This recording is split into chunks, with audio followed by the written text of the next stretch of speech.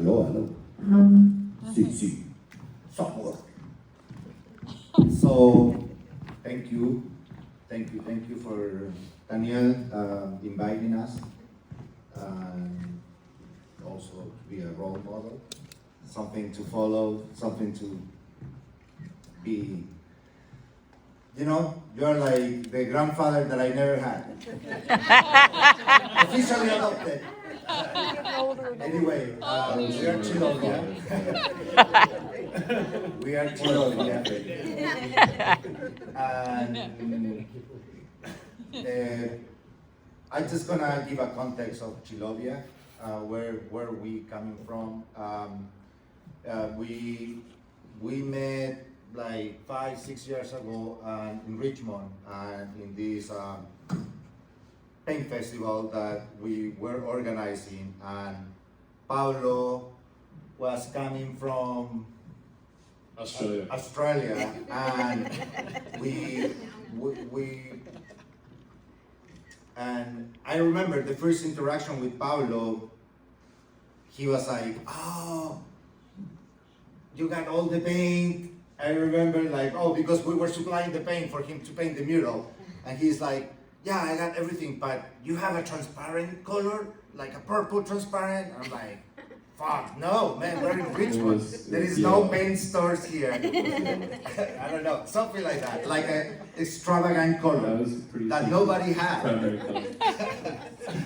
So I was like, dude, figure it out. You have like, I don't know, 20 colors, just like do your thing. And then it was a done deal. And then next day I saw him, he's like, "Oh, you got the color?" And I was like, dude. I was like, anyway, years later, Pablo reached out and we're like, "Hey, I'm in the Bay and I want to paint," basically. And I took him to this spot where graffiti artists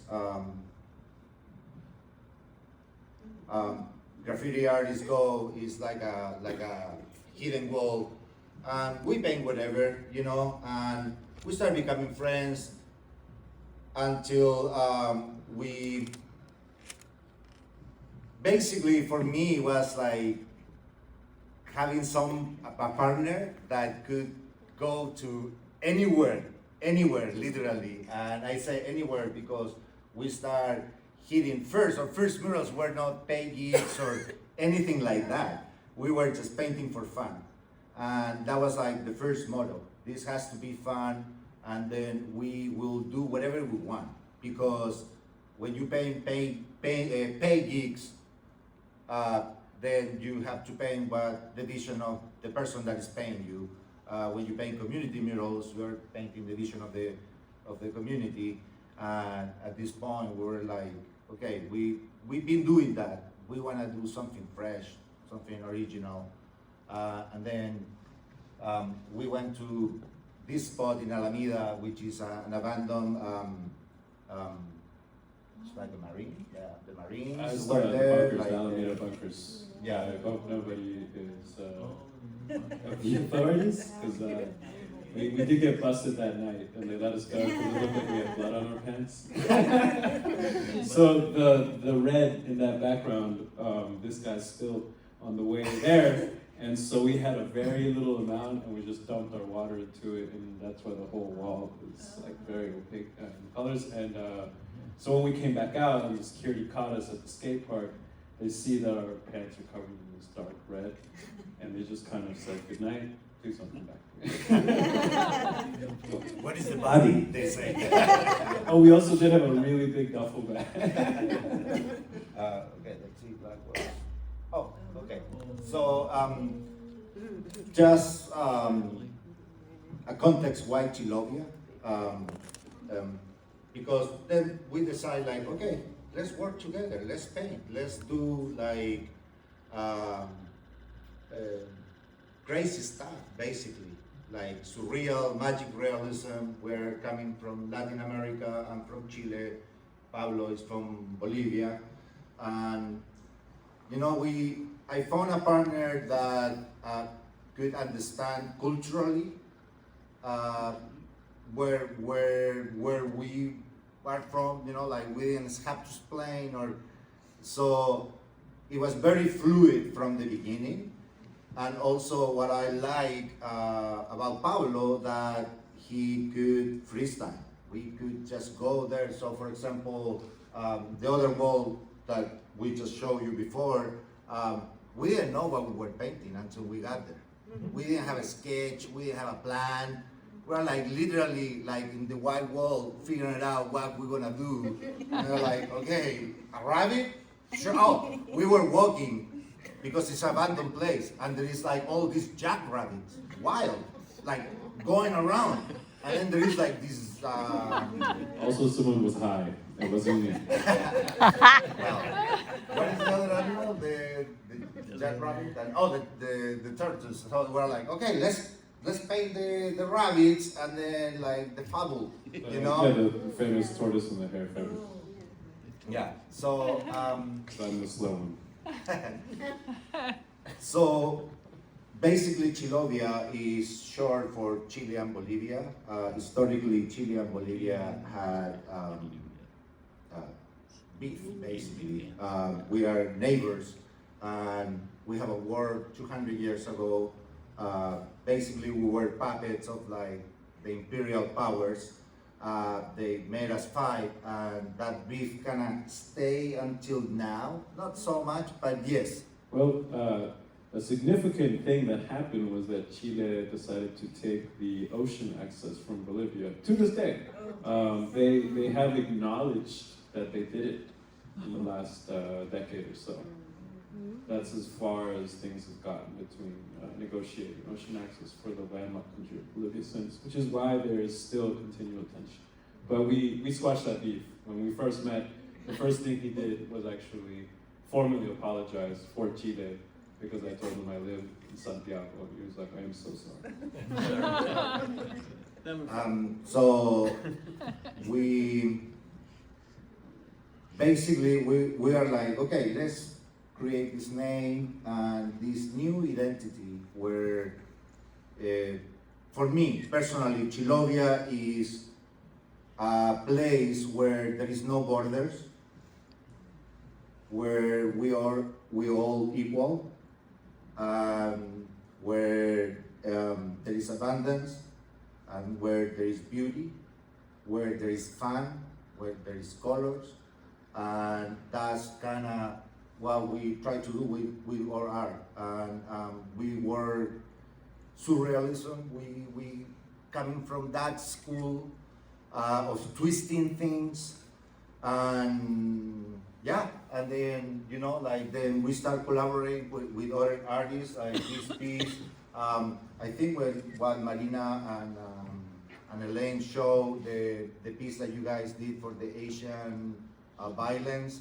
This was about the same time, and then somebody had that wall. And it's like, hey, you want to paint it? Like, we didn't get paid for that. It's like a big production. We did it in 1 day or 2 days, maybe. Day and a half, okay.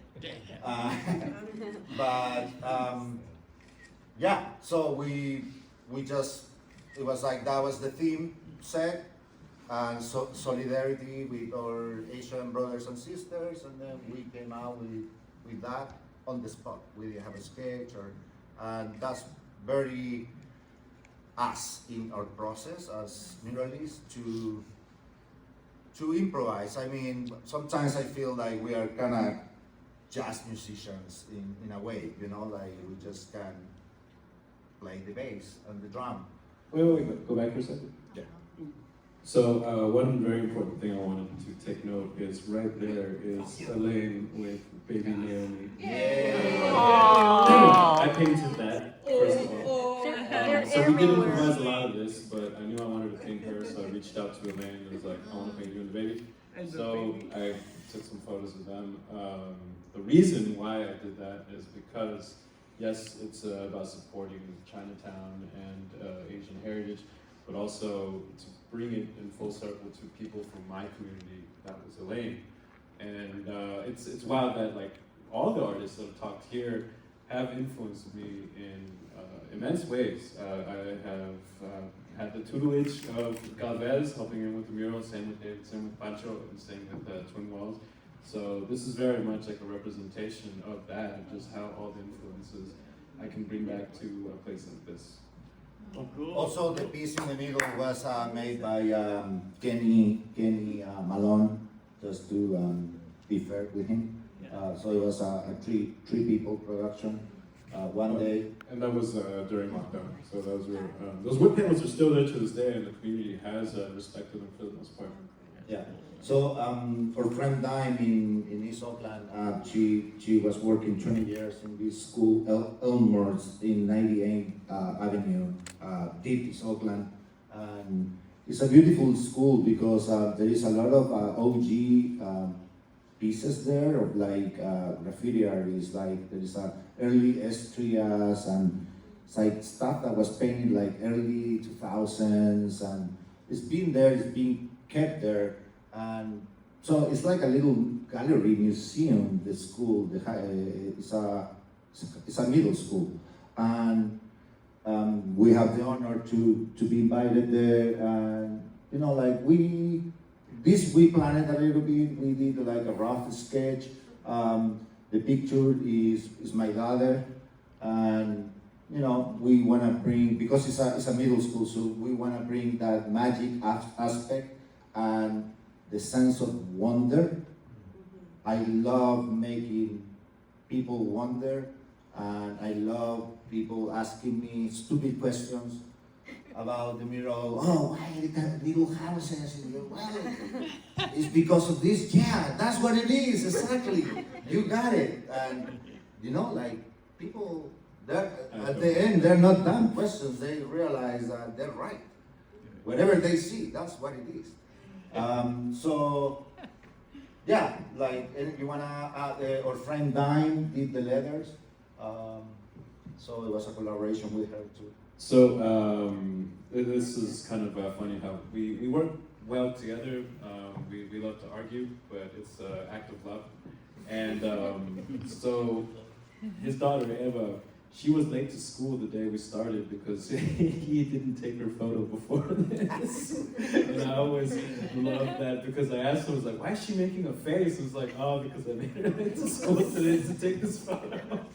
And it was, I have to force her, that's why. Yeah, it was beautiful painting this one because Dime brought us to somewhere that really is like a hall of fame of amazing artists in Oakland, and it's in far East Oakland. But also because Pancho trusted me enough to paint his daughter's portrait, and I trusted him enough to paint the turtle. Because usually I love painting turtles, and of course it's his daughter. So we really did come together in this mural, and we realized a bit more how much we really do flow well together. And the frog was an afterthought because Pancho wasn't done and I was bored. So that is how that frog came to be. And then of course Pancho got jealous, so he did that snail on top. But it's just, why you have to pay more than me? No. Yeah, so this is very much an example of us just kind of fooling around. Oh. All right, wrap it up. Uh-oh. Yeah, so you know, this is how we paint. We have fun and we try to improvise. We both realize that we also have the influence of Miles Davis, who's kind of like the father of that kind of idea of that improvised raw feeling. And this is the mural that we got to do in Balmy Alley. And I remember we talked a lot about how when we first got to the Bay and we went through Balmy Alley, we were just amazed by all the work. And then eventually we got approached by Calle 24 to also contribute to Balmy Alley. And when we were doing it, we had the same approach. You know, he did something and I was like, oh, well, I want to do something like that too. And so that's this composition just kind of came to fruition when we were at the wall. But also it was surreal for both of us to have the realization that we were now part of something that we dreamed about when we got to the Bay, and we're amazed about, like, wow, these artists are just immortalizing this wall, and there's this whole alleyway just dedicated to these people, and then being invited to be a part of that was kind of a huge achievement for both of us. yeah, it's like playing the World Cup or something, you know, like if you're a soccer guy. Well, Oh, yeah, that out. But basically, that's something that we want to talk about the process, and you know, like David showed the process, Danielle showed the process. Well, this is kind of our process. It's like somebody, you can tell the story, but basically that's our sketch when somebody asks us, well, what do you want to paint? They need to see something. And then we literally did it like in 5 minutes. It was a shoestring budget to paint at Santa Clara Fairgrounds, and the day that the guy presented the artists to the board of the Santa Clara Fairgrounds, he decided to tell us like, oh, you need to give us a concept. So they barely covered like food and gas to paint this. So that day when he called and asked like, hey, do you have a sketch for me? I grabbed a napkin and a marker and I was like, Pancho, what do you want to paint? And we just did like, That's cool, I say. Calavera. yeah, like a skull. And I was like, all right, I'll paint a bird. All right, cool. And we just sent a photo and we sent it to him. And we're like, yeah, that's what we were gonna paint. And this is what we did. You know, like we just followed our same process that we always have. And I'm always happily impressed. Well, to be honest, sometimes I'm not, but we paint a lot, so some of them are going to be misses as well. Because it was the Santa Clara Fairgrounds is why I put a house in the pipe, because a lot of kids would be there, and I didn't want them to make any kind of correlation with like doing drugs. But I wanted the frog to feel more human than frog, and I was like, well, maybe if I give him a hat, or it's like, oh, a pipe.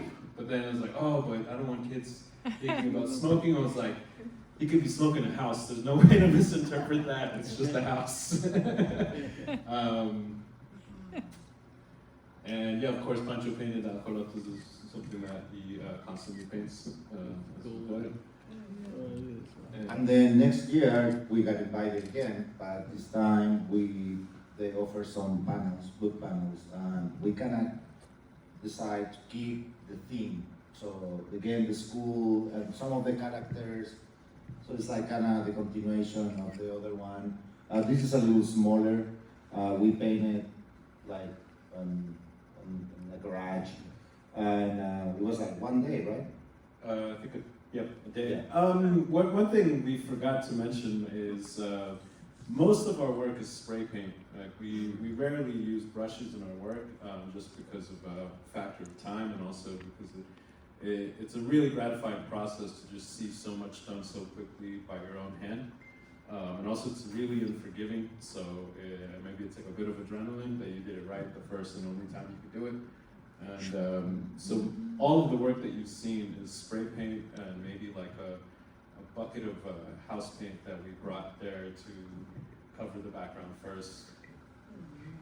There's an etching before the spray paint? No. No, it's before? Yeah, no, we usually we'll look for photo references. We're not that good. But no, most of the time we just go to the wall, we hit it with color, and then we start to put together a composition. So this was the last mural we did last year for San Jose for One Culture, which is an organization that has been activating a lot of spaces in the community in San Jose for 3 years now? Yeah, no, about more like 5 years. They had a gallery, and they've been producing murals and art and events in San Jose, and they're very generous, and it's Latin center, I would say, even though they feature different people, but mostly Latinos. Yeah, and then probably this is one of the walls that I actually did a sketch, and Pablo did it. You also did a sketch. And I was like, because when we got he there, didn't do the homework. when we I got did. there, he told So me, "Oh, I did was a proud. sketch." I was proud. And then I was like, well, you didn't do your homework, but he I still showed up. he showed up and worked it out. So it came good. I'm happy with this wall. Again, it's ceremonial. That's what my vision when I sketch was like a ceremony with, you know, everybody, everything on it, you know, and all mixed up. This is the third piece that we do in that wall. We took over that wall. It's a public wall in this one. It's like a freeway wall. And one day I told Pablo, we gotta check that wall because otherwise somebody else will. And we went and did a first piece. It ran for like 6-8 months and then got tagged. And we went back and repainted something different. And we put Destroy the System, not art, in the 22. And it ran from 22 to 26 with that second mural. And then it got tagged again this year. And we went back again because we take ownership of our spots. We're not releasing that spot because that's one of the spots that we can paint wherever we want, you know? And there is not that many spots where you can do that publicly, you know? Otherwise, you have to go to the train tracks, to the abandoned places, but this is public, and it's like, you know, wherever you want, basically, and yeah. We just kind of improvise on the spot, this one. We didn't have a sketch or anything. We just got there and had some references, and it's like, yeah, we just, you know, argue for half an hour, of course. And then we hug and, okay, let's do it.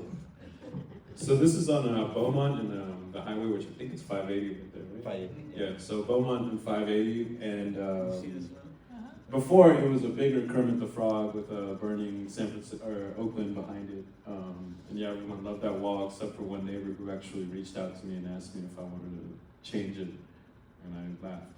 But yeah, early this year, someone let me know that some out-of-towners had decided to tag it up.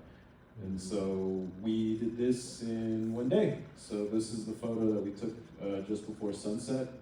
And just as always, we've kind of had a consistent theme of mysticism, which is very much influenced by where we're from. So we're both from the Andes, and it's called the Andean Cosmovision, which is like a collection of mythology, I suppose you'd say, similar to like Greek mythology, less European though. And we see it so much in our cultures, and that would include Argentina, Bolivia, Peru, Chile, Colombia, Ecuador, Paraguay, Uruguay, and even a little bit of Brazil. So we were intermingling tribes. We were just all neighbors since always. And so we have very similar cultures and dialects of Aymara, Quechua, and what's the one they speak in the south of Chile?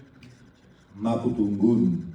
That one, yeah. So this is where Pancho's designs come from, and a lot of my designs as well. We don't appropriate them, we kind of just make them our own. So they're not exactly as they would be if you looked at any history books or things like that, or the ruins. We take what we take the influence, but we also take ownership to make this something else.